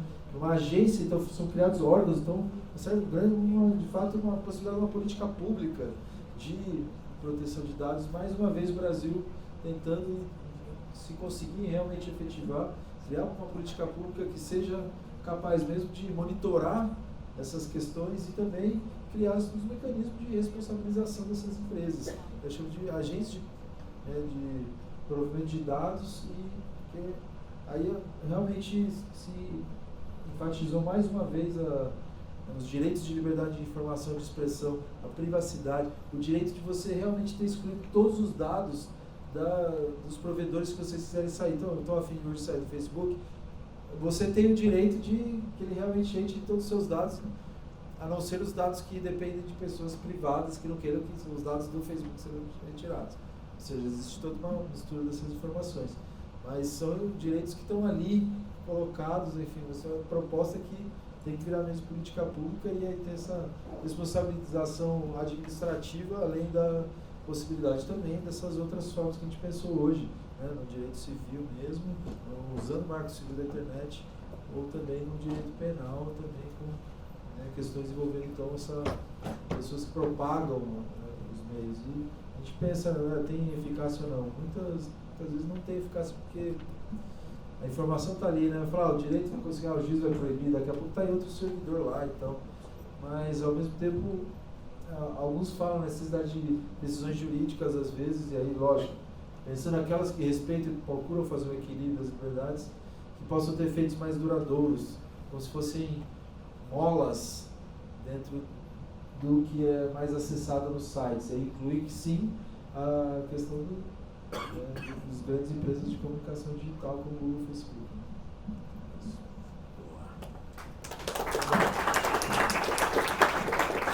Em tempo, eu gostaria de agradecer as mais de 150 pessoas que vieram aqui, mais de 5.000 assistiram a gente pelo Facebook. Quero agradecer o Fernando Barreto, a Bianca, a Bela e o Luan Cardoso aqui, nosso cinegrafista. E fiquei sabendo aqui, professor, que estão todos convidados para assistir tua aula lá na USP, é isso? Opa, com certeza. Começa o curso na quinta-feira de pós-graduação e também tem o grupo de pesquisa Jornalismo, Direito e Liberdade, está fazendo discussões sobre as relações então das mídias digitais, direito, etc. Procurem lá, jdlusp.org, a gente vai fazer encontros em setembro, outubro, discutir muitas dessas questões aí também. Bacana. Curtam Disparada, tá bom? Muito obrigado a todos. Segunda-feira chuvosa, vocês foram bravos.